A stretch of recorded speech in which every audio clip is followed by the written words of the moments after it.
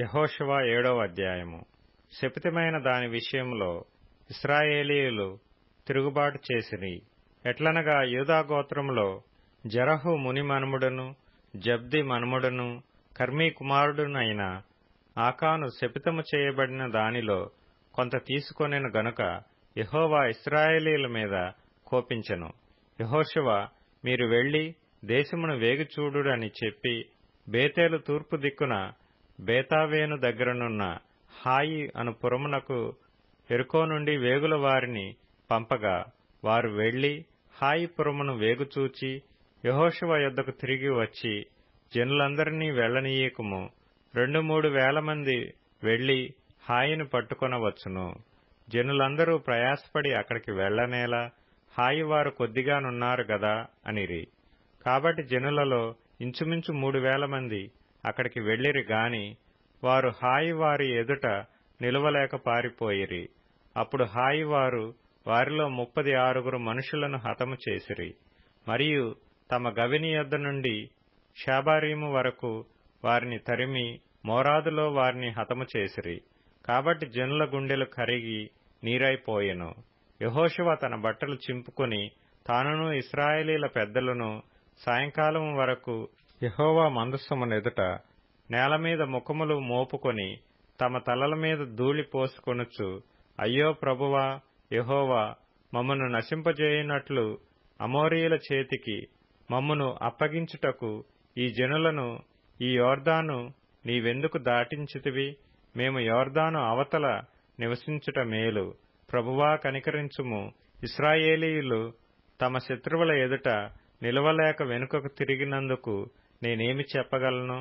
కనానీయులను ఈ దేశ నివాసులందరూ విని మమ్మను చుట్టుకొని మా పేరు భూమి మీద ఉండకుండా తుడిచివేసిన ఎడల ఘనమైన నీ నామమును గూర్చి నీవేమి చేయదు అని ప్రార్థింపగా, యెహోవా యెహోషువతో ఇట్లనెను, లెమ్ము, నీవేళ ఇక్కడ ముఖము నేల మోపికొందువు. ఇశ్రాయేలీయులు పాపము చేసి ఉన్నారు. నేను వారితో చేసిన నిబంధనను వారు మీరియున్నారు. శపితమైన దాని కొంత తీసుకొని దొంగిలి బొంకి తమ సామానులో దాని ఉంచుకొని ఉన్నారు.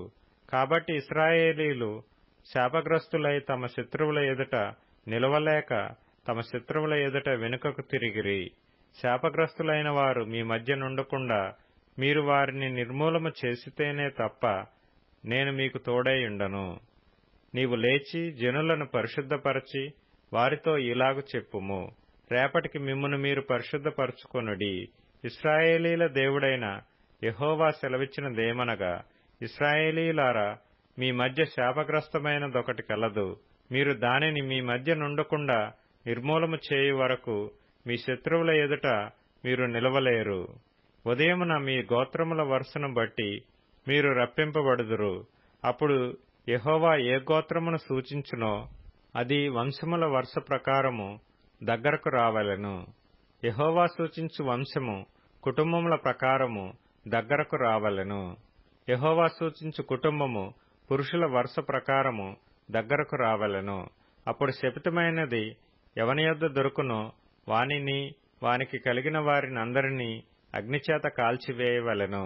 ఎలయనగా వాడు యెహోవా నిబంధనను మీరి ఇశ్రాయేలులో దుష్కార్యము చేసినవాడు అనెను. కాబట్టి యెహోషువ ఉదయమున లేచి ఇశ్రాయేలీలను వారి గోత్రముల వరుసను బట్టి దగ్గరకు రప్పించినప్పుడు యూదా గోత్రము పట్టబడెను. యూదా వంశమును దగ్గరకు రప్పించినప్పుడు జెరహీయుల వంశము పట్టబడెను. జెరహీయుల వంశమును పురుషుల వరుసను దగ్గరకు రప్పించినప్పుడు జబ్ది పట్టబడెను.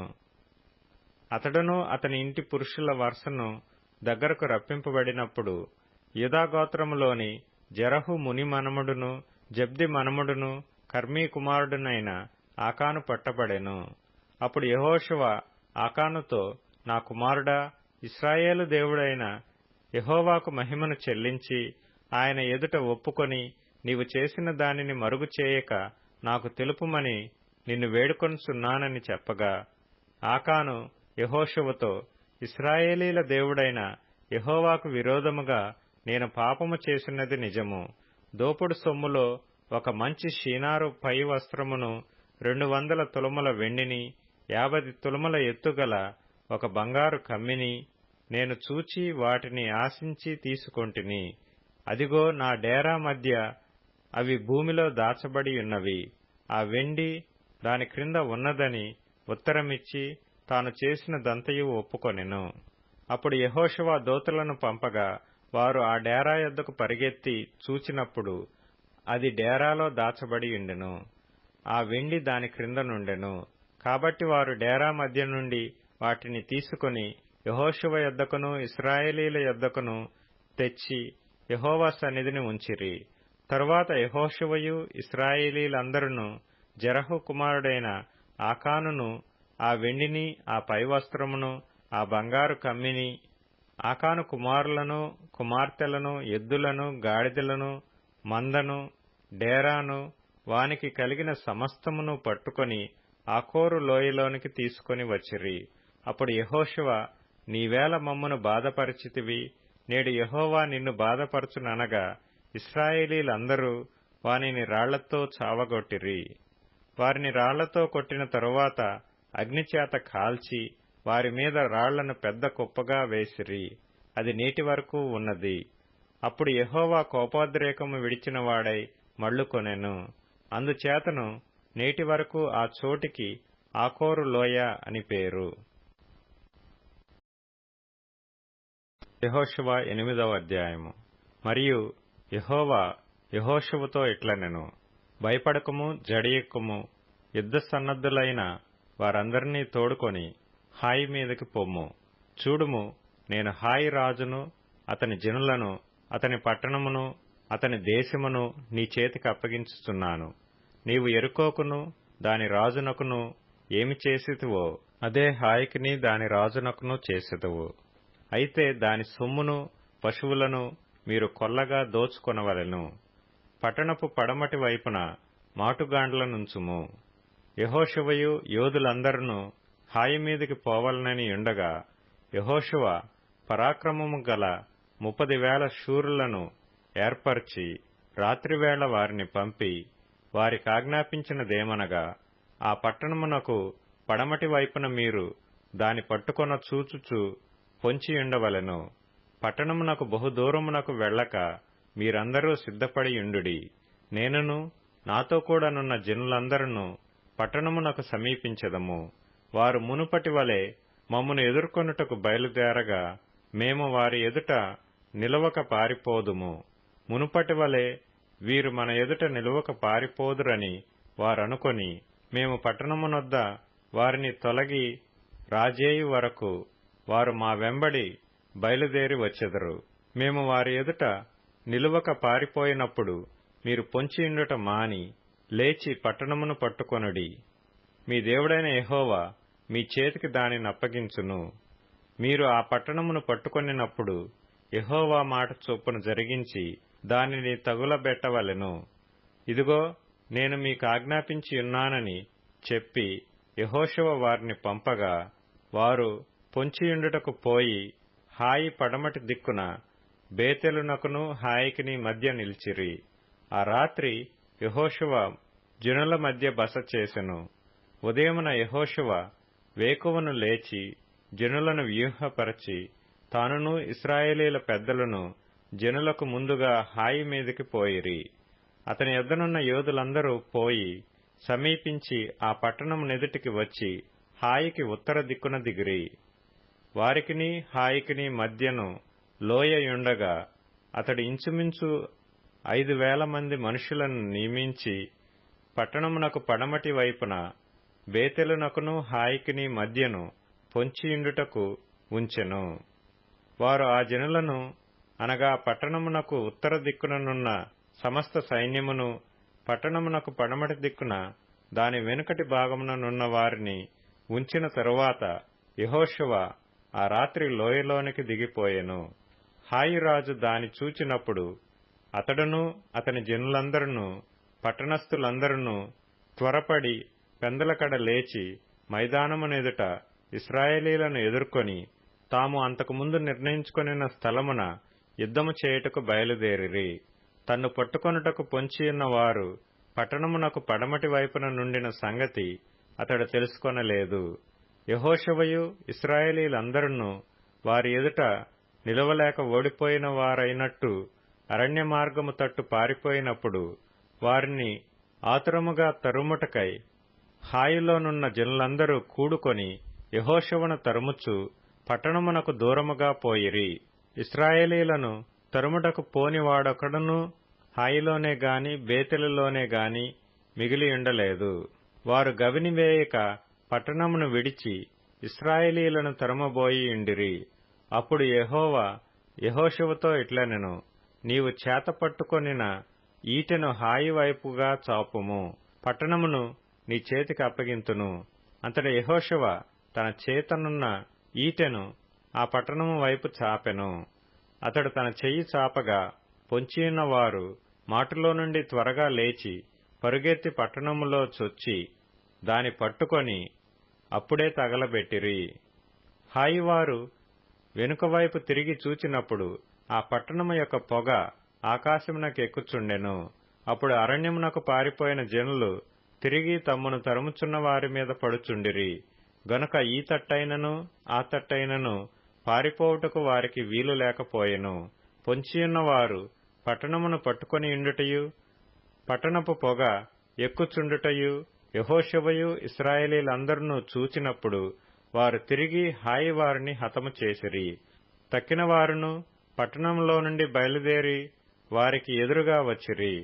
అట్లు ఈ తట్టు కొందరు ఆ తట్టు కొందరు ఉండగా హాయివారు ఇశ్రాయేలీయుల నడుమ చిక్కుబడిరి గనుక ఇశ్రాయేలీయులు వారిని హతము చేసిరి. వారిలో ఒకడునూ మిగలలేదు, ఒకడునూ తప్పించుకొనలేదు. వారు హాయి రాజును ప్రాణముతో పట్టుకొని యెహోషువ యొద్దకు తీసుకొని వచ్చిరి. బీటిలోనూ పొలములోనూ హాయి నివాసులను తరిమిన ఇశ్రాయేలీయులు వారిని చంపుట చాలింపగా కత్తివాత కూలక మిగిలిన వాడొకడునూ లేకపోయినప్పుడు ఇశ్రాయేలీయులందరూ హాయి యొద్దకు తిరిగి వచ్చి దానిని కత్తివాతను నిర్మూలము చేసిరి. ఆ దినమున పడిన స్త్రీ పురుషులందరూ 12,000 మంది.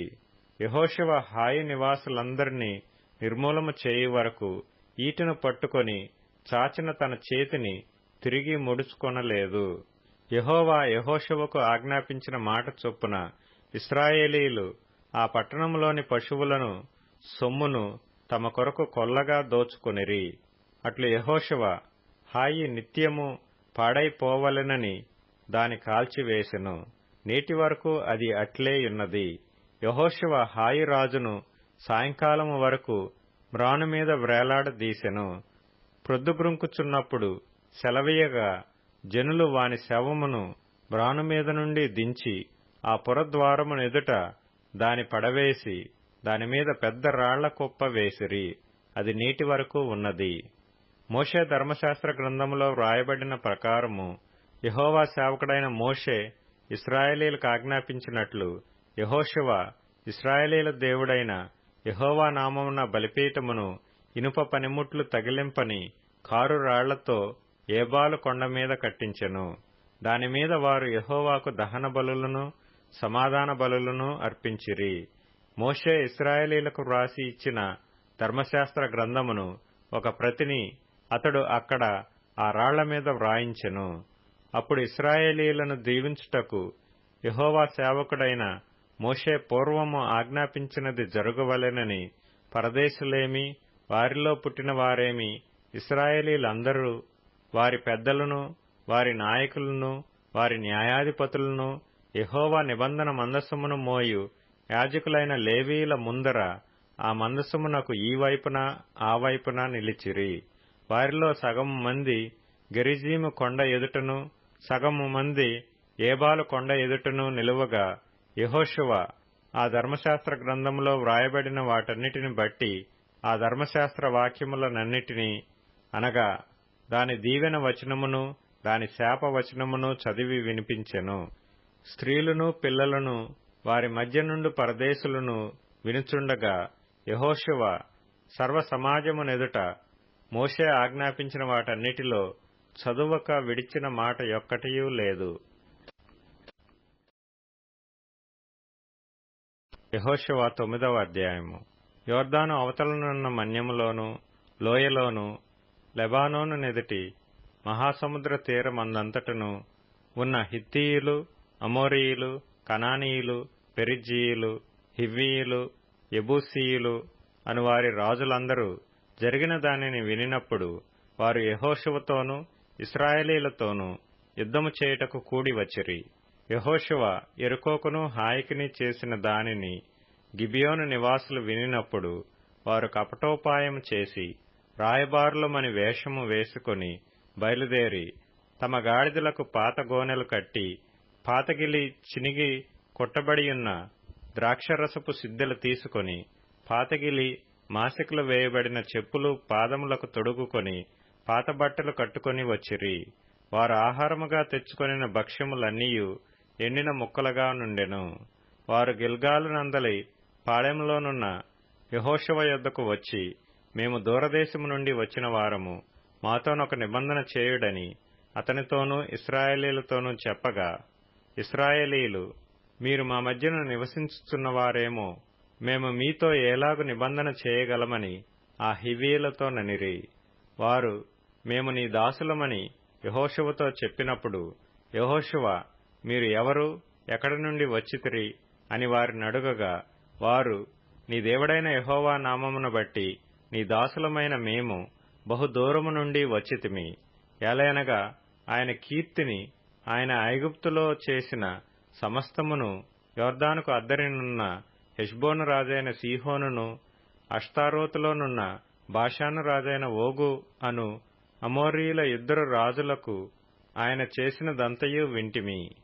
అప్పుడు మా పెద్దలను మా దేశ నివాసులందరూ మాతో, మీరు ప్రయాణము కొరకు ఆహారము చేత పట్టుకొని వారిని ఎదుర్కొనబోయి వారితో, మేము మీ దాసులము గనుక మాతో నిబంధన చేయుడి అని చెప్పుడి అనిరి. మీ యొద్దకు రావాలనని బయలుదేరిన దినమున మేము సిద్ధపరచుకొని మా ఇండ్ల నుండి తెచ్చుకొనిన మా వేడి భక్ష్యములు ఇవే. ఇప్పటికి అవి ఎండి ముక్కలాయెను. ఈ ద్రాక్షరసపు సిద్దెలను మేము నింపినప్పుడు అవి క్రొత్తవే. ఇప్పటికి అవి చినిగిపోయెను. బహుదూరమైన ప్రయాణము చేసినందున ఈ మా బట్టలను చెప్పులను పాతగిలిపోయినని అతనితో చెప్పిరి. ఇశ్రాయేలీయులు యెహోవా చేత సెలవు పొందకయే వారి ఆహారంలో కొంత పుచ్చుకొనగా, యెహోషువ ఆ వచ్చిన వారితో సమాధానపడి వారిని బ్రతుకనిచ్చుటకు వారితో నిబంధన చేసెను. మరియు సమాజ ప్రధానులు వారితో ప్రమాణము చేసిరి. అయితే వారితో నిబంధన చేసి 3 దినములైన తరువాత వారు తమకు పొరుగువారు, తమ నడుమును నివసించువారేయని తెలుసుకొనిరి. ఇశ్రాయేలీయులు సాగి 3వ నాడు వారి పట్టణములకు వచ్చిరి. వారి పట్టణములు గిబియోను, కెఫీరా, బెయేరోతు, కిర్యత్యారీము అనునవి. సమాజ ప్రధానులు ఇశ్రాయేలీయుల దేవుడైన యెహోవా తోడని వారితో ప్రమాణం చేసిండిరి గనుక ఇశ్రాయేలీయులు వారిని హతము చేయలేదు. కాగా సమాజమంతయు ప్రధానులకు విరోధముగా మొర్రపెట్టిరి. అందుకు సమాజ ప్రధానులందరూ సర్వసమాజముతో ఇట్లనిరి, మనము ఇశ్రాయేలీయుల దేవుడైన యెహోవా తోడని వారితో ప్రమాణము చేసితిమి గనుక మనము వారికి హాని చేయకూడదు. మనము వారితో చేసిన ప్రమాణము వలన మన మీదికి కోపము రాకపోవున్నట్లు ఆ ప్రమాణమును బట్టి వారిని బ్రతకనీయవలెనని చెప్పి వారిని బ్రతకనీయుడని సెలవిచ్చిరి గనుక ప్రధానులు తమతో చెప్పినట్లు వారు సర్వసమాజమునకును కట్టెలు నరుకువారుగాను నీళ్లు చేదువారుగాను ఏర్పడిరి. మరియు యెహోషువ వారిని పిలిపించి ఇట్లనెను, మీరు మా మధ్యన నివసించువారై ఇండియు మేము మీకు బహుదూరముగానున్న వారమని చెప్పి మమ్ము నేల మోసపుచ్చితిరి. ఆ హేతువు చేతను మీరు శాపగ్రస్తులగుదురు. దాస్యము మీకెన్నడనూ మానదు. నా దేవుని ఆలయమునకు మీరు కట్టెలు నరుకువారును నీళ్లు చేదువారునై ఇండక మానరు. అందుకు వారు యెహోషువను చూచి, నీ దేవుడైన యెహోవా ఈ సమస్త దేశమును మీకిచ్చి మీ ఎదుట నిలవకుండా ఈ దేశ నివాసులందరినీ నశింపజేయునట్లు తన సేవకుడైన మోషేకు ఆజ్ఞాపించినని నీ దాసులకు రూఢిగా తెలుపబడెను. గనుక మేము మా ప్రాణముల విషయంలో నీ వలన మిక్కిలి భయపడి ఇలాగు చేసితిమి. కాబట్టి మేము నీ వశముననున్నాము. మాకేమి చేయుట నీ దృష్టికి న్యాయమో, ఏది మంచిదో అదే చేయుమని యెహోషువకు ఉత్తరమిచ్చిరి. కాగా అతడు అలాగు చేసి ఇశ్రాయేలీయులు గిబియోనీయులను చంపకుండా వారి చేతులలో నుండి విడిపించెను. అయితే సమాజము కొరకును యెహోవా ఏర్పరచుకొను చోటున నుండు బలిపీఠము కొరకును కట్టెలు నరుకువారుగాను నీళ్లు చేదువారుగాను యెహోషువ ఆ దినమందే వారిని నియమించెను. నేటి వరకు వారు ఆ పని చేయువారై ఉన్నారు. యెహోషువ 10వ అధ్యాయము. యెహోషువ హాయిని పట్టుకొనిన సంగతియు, అతడు యెరికోను దాని రాజును నిర్మూలము చేసినట్టు హాయిని దాని రాజును నిర్మూలము చేసిన సంగతియు, గిబియోను నివాసులు ఇశ్రాయేలీయులతో సంధి చేసుకుని వారితో కలుసుకొనిన సంగతియు యెరూషలేము రాజైన అదోనీసెదకు వినినప్పుడు అతడును అతని జనులను మిగుల భయపడిరి. ఏలయనగా గిబియోను గొప్ప పట్టణమై రాజధానులలో ఎంచబడినది. అది హాయి కంటే గొప్పది. అక్కడి జనులందరూ శూరులు. అంతటా యెరూషలేము రాజైన అదోనీసెదకు గిబియోనీయులు యెహోషువతోనూ ఇశ్రాయేలీయులతోనూ సంధి చేసియున్నారు.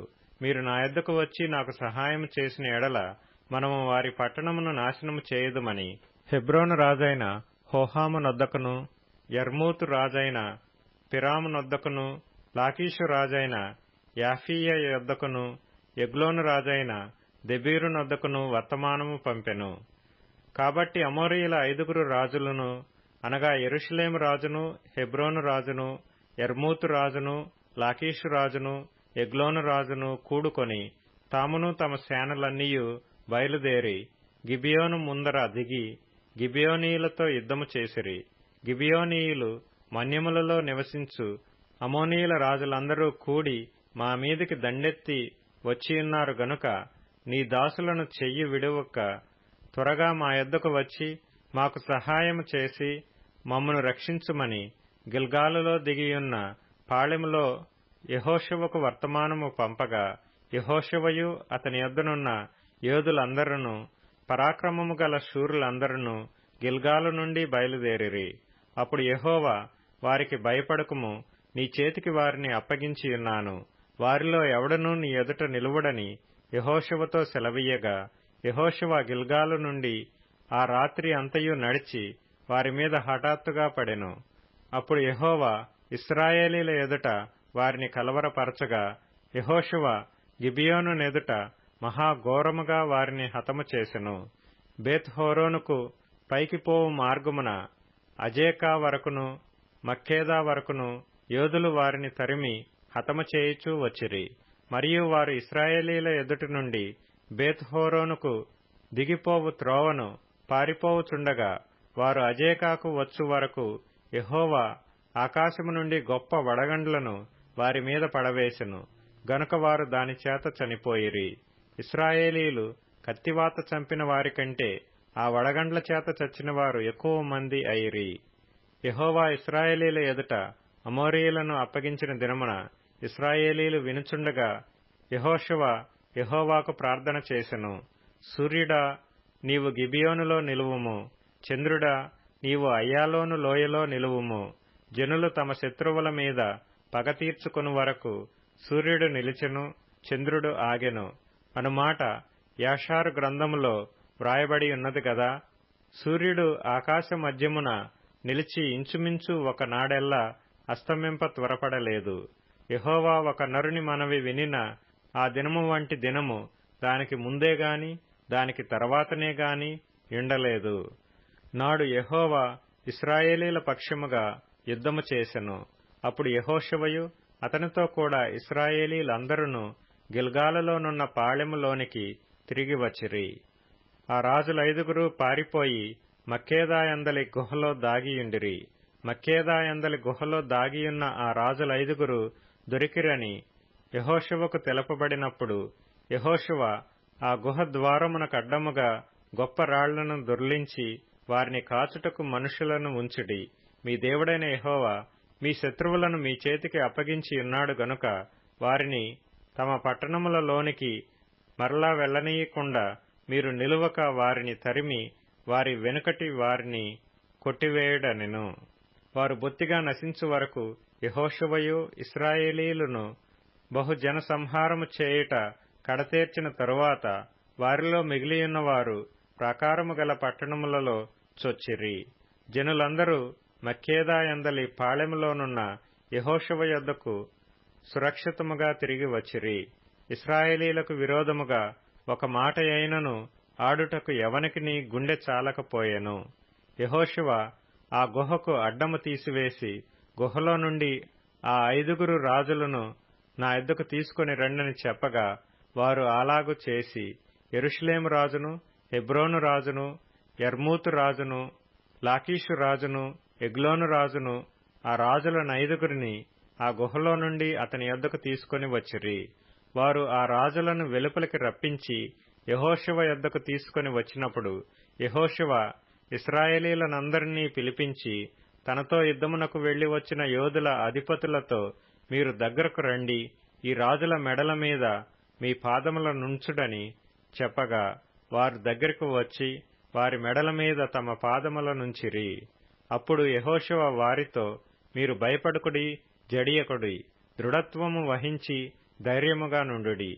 మీరు ఎవరితో యుద్ధము చేయుదురో ఆ శత్రువులకందరికీ యెహోవా వీరికి చేసినట్టు చేయుననెను. తరువాత యెహోషువ వారిని కొట్టి చంపి 5 చెట్ల మీద వారిని ఉరిదీసెను. వారి శవములు సాయంకాలము వరకు ఆ చెట్ల మీద వ్రేలాడుచుండెను. ప్రొద్దుగ్రుంకు సమయమున యెహోషువ సెలవీయగా జనులు చెట్ల మీద నుండి వారిని దించి వారు దాగిన గుహలోనే ఆ శవములను పడవేసి ఆ గుహ ద్వారమున గొప్ప రాళ్లను వేసిరి. ఆ రాళ్లు నేటి వరకున్నవి. ఆ దినమున యెహోషువ మక్కేదాను పట్టుకుని దానిని దాని రాజును కత్తివాతను హతము చేసెను. అతడు వారిని దానిలోనున్న వారినందరినీ నిర్మూలము చేసెను. యెరికో రాజునకు చేసినట్లు మక్కేదా రాజునకు చేసెను. యెహోషువయు అతనితో కూడా ఇశ్రాయేలీయులందరూ మక్కేదా నుండి లిబ్నాకు వచ్చి లిబ్నా వారితో యుద్ధము చేసిరి. యెహోవా దానిని దాని రాజును ఇశ్రాయేలీయులకు అప్పగింపగా వారు నిశ్శేషముగా దానిని దానిలోనున్న వారినందరినీ కత్తివాతను హతము చేసిరి. అతడు యెరికో రాజునకు చేసినట్లు దాని రాజునకును చేసెను. అంతట యెహోషువయు అతనితో కూడా ఇశ్రాయేలీయులందరూ లిబ్నా నుండి లాకీషుకు వచ్చి దాని దగ్గర దిగి లాకీషు వారితో యుద్ధము చేయగా యెహోవా లాకీషును ఇశ్రాయేలీయుల చేతికి అప్పగించెను. వారు 2వ దినమున దానిని పట్టుకొని తాము లిబ్నాకు చేసినట్లే దానిని దానిలోనున్న వారినందరినీ కత్తివాత హతము చేసిరి. లాకీషుకు సహాయము చేయుటకు గెజెరు రాజైన హోరాము రాగా యెహోషువ నిశ్శేషముగా అతనిని అతని జనులను హతము చేసెను. అప్పుడు యెహోషువయు అతనితో కూడా ఇశ్రాయేలీయులందరూ లాకీషు నుండి ఎగ్లోనునకును వచ్చి దాని ఎదుట దిగి దాని నివాసులతో యుద్ధము చేసి ఆ దినమున దానిని పట్టుకొని కత్తివాతను వారిని హతము చేసిరి. అతడు లాకీషుకు చేసినట్లే దానిలోనున్న వారినందరినీ ఆ దినము నిర్మూలము చేసెను. అప్పుడు యెహోషువయు అతనితో కూడా ఇశ్రాయేలీయులందరూ ఎగ్లోను నుండి హెబ్రోను మీదికి పోయి దాని జనులతో యుద్ధము చేసి దానిని పట్టుకొని దానిని దాని రాజును దాని సమస్త పురములను దానిలోనున్న వారినందరినీ కత్తివాతను హతము చేసిరి. అతడు ఎగ్లోనుకు చేసినట్లే దానిని దానిలోనున్న వారినందరినీ నిర్మూలము చేసెను. అప్పుడు యెహోషువయు అతనితో కూడా ఇశ్రాయేలీయులందరూ దెబీరు వైపు తిరిగి దాని జనులతో యుద్ధము చేసి దానిని దాని రాజును దాని సమస్త పురములను పట్టుకొని కత్తివాతను హతము చేసి దానిలోనున్న వారినందరినీ నిర్మూలము చేసిరి. అతడు హెబ్రోనుకు చేసినట్లు లిబ్నాకును దాని రాజుకును చేసినట్లు అతడు దెబీరుకును దాని రాజునకును చేసెను. అప్పుడు యెహోషువ మన్య ప్రదేశమును దక్షిణ ప్రదేశమును షెఫేలా ప్రదేశమును చరియల ప్రదేశమును వాటి రాజులనందరినీ జయించెను. ఇశ్రాయేలీయుల దేవుడైన యెహోవా ఆజ్ఞాపించినట్లు అతడి శేషమేమీయూ లేకుండా ఊపిరిగల సమస్తమును నిర్మూలము చేసెను. కాదేషు బర్నేయ మొదలుకొని గాజా వరకు గిబియోను వరకు గోషెను దేశమంతటిని యెహోషువ జయించెను. ఇశ్రాయేలు దేవుడైన యెహోవా ఇశ్రాయేలీల పక్షముగా యుద్ధము చేయుచుండెను గనుక ఆ సమస్త రాజులనందరినీ వారి దేశములను యెహోషువ ఒక్క దెబ్బతోనే పట్టుకొనెను. తరువాత యెహోషువయు అతనితో కూడా ఇశ్రాయేలీలందరూ గిల్గాలులోని పాళెమునకు తిరిగి వచ్చిరి.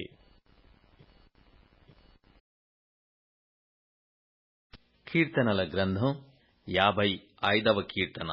దేవా, చెవియొగ్గి నా ప్రార్థన ఆలకింపుము. నా విన్నపమునకు విముఖుడవై యుండకుము. నా మనవి ఆలకించి నాకుత్తరమిమ్ము. శత్రువుల శబ్దమును బట్టియు దుష్టుల బలాత్కారమును బట్టియు నేను చింతాక్రాంతుడనై విశ్రాంతి లేక మూలుగుచున్నాను. వారు నా మీద దోషము మోపుచున్నారు. ఆగ్రహము గలవారై నన్ను హింసించుచున్నారు. నా గుండె నాలో వేదన పడుచున్నది. మరణ భయము నాలో పుట్టుచున్నది. దిగులును వణుకును నాకు కలుగుచున్నవి. మహాభయము నన్ను ముంచివేసెను. ఆహా, గువ్వవలే నాకు రెక్కలున్న ఎడల నేను ఎగిరిపోయి నెమ్మదిగా నుందునే. త్వరపడి దూరముగా పారిపోయి పెనుగాలిని సుడిగాలిని తప్పించుకొని అరణ్యములో నివసించుదునే అనుకొంటిని. పట్టణములో బలాత్కార కలహములు జరుగుట నేను చూచుచున్నాను. ప్రభువా, అట్టి పనులు చేయువారిని నిర్మూలము చేయుము. వారి నాలుకలు ఛేదించుము. రాత్రింబగళ్ళు వారు పట్టణపు ప్రాకారముల మీద తిరుగుచున్నారు. పాపమును చెడుతనమును దానిలో జరుగుచున్నవి. దాని మధ్యను నాశన క్రియలు జరుగుచున్నవి. వంచనయు కపటమును దాని అంగడి వీధులలో మానక జరుగుచున్నవి. నన్ను దూషించువాడు శత్రువు కాడు. శత్రువైన ఎడల నేను దాని సహింపవచ్చును. నా మీద మిట్టిపడువాడు నాయందు పగబట్టినవాడు కాడు. అట్టివాడైతే నేను దాగియుండవచ్చును. ఈ పని చేసిన నీవు నా సహకారివి, నా చెలిక్కాడవు, నా పరిచయుడవు. మనము కూడి మధురమైన గోష్ఠి చేసి యున్నవారము. ఉత్సవమునకు వెళ్ళు సమూహముతో దేవుని మందిరమునకు పోయి యున్నవారము. వారికి మరణము అకస్మాత్తుగా వచ్చునుగాక. సజీవులుగానే వారు పాతాళమునకు దిగిపోవుదురుగాక. చెడుతనము వారి నివాసములలోనూ వారి అంతరంగమునందును ఉన్నది. అయితే నేను దేవునికి మొర్రపెట్టుకొందును. యెహోవా నన్ను రక్షించును. సాయంకాలమున ఉదయమున మధ్యాహ్నమున నేను ధ్యానించుచు మొర్రపెట్టుకొందును. ఆయన నా ప్రార్థన ఆలకించును. నా శత్రువులు అనేకులయ్యున్నారు. అయినను వారు నా మీదికి రాకుండునట్లు సమాధానము కలగజేసి ఆయన నా ప్రాణమును విమోచించియున్నాడు. పురాతన కాలము మొదలుకొని ఆసీనుడగు దేవుడు మారుమనస్సు లేనివారై తనకు భయపడని వారికి ఉత్తరమిచ్చుచు తమతో సమాధానముగా నున్న వారికి వారు బలాత్కారము చేయుదురు. తాము చేసిన నిబంధనను అతిక్రమింతురు. వారి నోటి మాటలు వెన్నవలె మృదువుగా నున్నవి. అయితే వారి హృదయములో కలహమున్నది. వారి మాటలు చమురు కంటే నునుపైనవి. అయితే అవి వరదీసిన కత్తులే. నీ భారము యెహోవా మీద మోపుము. ఆయనే నిన్ను ఆదుకొనును. నీతిమంతులను ఆయన ఎన్నడును కదలనీయడు. దేవా, నాశన కూపములో నీవు వారిని పడవేయుదువు. రక్తాపరాధులను వంచకులను సగము కాలమైన బ్రతకరు. నేనైతే నీ యందు నమ్మకయుంచియున్నాను. లూకా సువార్త 15వ అధ్యాయము. ఒకప్పుడు సమస్తమైన సుంకరులను పాపులను ఆయన బోధ వినుటకు ఆయన దగ్గరకు వచ్చుచుండగా పరిసయ్యులను శాస్త్రులను అది చూచి ఇతడు పాపులను చేర్చుకొని వారితో కూడా భోజనము చేయుచున్నాడని చాలా సనుగుకొనిరి. అందుకైన వారితో ఈ ఉపమానము చెప్పెను. మీలో ఏ మనుషునికైనను 100 గొర్రెలు కలిగి ఉండగా వాటిలో ఒకటి తప్పిపోయిన ఎడల అతడు 99 అడవిలో విడిచిపెట్టి తప్పిపోయినది దొరకు వరకు దానిని వెదక వెళ్ళడా? అది దొరికినప్పుడు సంతోషముతో దానిని తన భుజముల మీద వేసుకొని ఇంటికి వచ్చి తన స్నేహితులను పొరుగువారిని పిలిచి, మీరు నాతో కూడా సంతోషించుడి, తప్పిపోయిన నా గొర్రె దొరికినదని వారితో చెప్పును గదా. అటువలే మారుమనస్సు అక్కరలేని 99 మంది నీతిమంతుల విషయమై కలుగు సంతోషము కంటే మారుమనస్సు పొందు ఒక్క పాపి విషయమై పరలోకమందు ఎక్కువ సంతోషము కలుగును. ఏ స్త్రీకైనను 10 వెండి నాణెములుండగా వాటిలో ఒక నాణెము పోగొట్టుకొంటే ఆమె దీపము వెలిగించి ఇల్లు ఊడ్చి అది దొరకు వరకు జాగ్రత్తగా వెదకదా? అది దొరికినప్పుడు తన చెలికత్తెలను పొరుగువారిని పిలిచి, నాతో కూడా సంతోషించుడి, నేను పోగొట్టుకొనిన నాణెము దొరికినదని వారితో చెప్పును గదా. అటువలే మారుమనసు పొందు ఒక పాపి విషయమై దేవుని దూతల ఎదుట సంతోషము కలుగునని మీతో చెప్పుచున్నానెను. మరియు ఆయన ఇట్లనెను, ఒక మనుష్యునికి 2 కుమారులుండిరి. వారిలో చిన్నవాడు, తండ్రి, ఆస్తిలో నాకు వచ్చు భాగమిమ్మని తన తండ్రిని అడుగగా అతడు వారికి తన ఆస్తిని పంచిపెట్టెను. కొన్ని దినములైన తర్వాత ఆ చిన్న కుమారుడు సమస్తమును కూర్చుకొని దూరదేశమునకు ప్రయాణమైపోయి అచ్చట తన ఆస్తిని దుర్వ్యాపారము వలన పాడు చేసెను. అదంతయు ఖర్చు చేసిన తర్వాత ఆ దేశమందు గొప్ప కరవు రాగా వాడు ఇబ్బంది పడసాగి వెళ్ళి ఆ దేశస్థులలో ఒకని చెంత చేరెను. అతడు పందులను మేపుటకు తన పొలములలోనికి వానిని పంపెను. వాడు పందులు తిను పొట్టుతో తన కడుపు నింపుకొన ఆశపడెను గాని ఎవడునూ వానికేమీ ఇయ్యలేదు. అయితే బుద్ధి వచ్చినప్పుడు వాడు, నా తండ్రి యొద్ద ఎంతోమంది కూలివాండ్రకు అన్నము సమృద్ధిగా ఉన్నది, నేనైతే ఇక్కడ ఆకలికి చచ్చిపోవచున్నాను. నేను లేచి నా తండ్రి యొద్దకు వెళ్ళి, తండ్రి, నేను పరలోకమునకు విరోధముగాను నీ ఎదుటను పాపము చేసి తిని ఇక మీదట నీ కుమారుడనని అనిపించుకొనుటకు యోగ్యుడను కాను. నన్ను నీ కూలివారిలో ఒకనిగా పెట్టుకొనుమని అతనితో చెప్పుదుననుకొని లేచి తండ్రి యొద్దకు వచ్చెను. వాడింక దూరముగా ఉన్నప్పుడు తండ్రి వానిని చూచి కనికరపడి పరుగెత్తి వాని మెడ మీద పడి ముద్దు పెట్టుకొనెను. అప్పుడు ఆ కుమారుడు అతనితో, తండ్రి, నేను పరలోకమునకు విరోధముగాను నీ ఎదుటను పాపము చేసి తిని ఇక మీదట నీ కుమారుడనని అనిపించుకొనుటకు యోగ్యుడను కాననెను. అయితే తండ్రి తన దాసులను చూచి, ప్రశస్త వస్త్రము త్వరగా తెచ్చి వీనికి కట్టి వీని చేతికి ఉంగరము పెట్టి పాదములకు చెప్పులు తొడిగించుడి, క్రొవ్విన పశువును తెచ్చి వధించుడి, మనము తిని సంతోషపడుదము. ఈ నా కుమారుడు చనిపోయి మరలా బ్రతికెను, తప్పిపోయి దొరికెనని చెప్పెను. అంతట వారు సంతోషపడసాగిరి. అప్పుడు అతని పెద్ద కుమారుడు పొలములో ఉండెను. వాడు పొలము నుండి వచ్చుచు ఇంటి దగ్గరికి రాగా వాద్యములను నాట్యమును జరుగుట విని దాసులలో ఒకని పిలిచి ఇవి ఏమిటని అడుగగా ఆ దాసుడు అతనితో, నీ తమ్ముడు వచ్చి ఉన్నాడు, అతడు తన యొద్దకు సురక్షితముగా వచ్చినందున నీ తండ్రి క్రొవ్విన పశువును వధించెననెను. అయితే అతడు కోపపడి లోపలికి వెళ్ళనొల్లకపోయెను. గనుక అతని తండ్రి వెలుపలికి వచ్చి లోపలికి రమ్మని బతిమాలుకొనెను. అందుకతడు తన తండ్రితో, ఇదిగో, ఇన్ని ఏండ్ల నుండి నిన్ను సేవించుచున్నానే, నీ ఆజ్ఞను నేనెన్నడూనూ మీరలేదే. అయినను నా స్నేహితులతో సంతోషపడునట్లు నీవు నాకెన్నడూనూ ఒక మేకపిల్లనైనను ఇయ్యలేదు. అయితే నీ ఆస్తిని వేశ్యలతో తినివేసిన ఈ నీ కుమారుడు రాగానే వీని కొరకు క్రొవ్విన పశువును వధించితివని చెప్పెను. అందుకతడు, కుమారుడా, నీవెల్లప్పుడూ నాతో కూడా ఉన్నావు, నావన్నీయు నీవి, మనము సంతోషపడి ఆనందించుట యుక్తమే. ఈ నీ తమ్ముడు చనిపోయి తిరిగి బ్రతికెను, తప్పిపోయి దొరికెనని అతనితో చెప్పెను.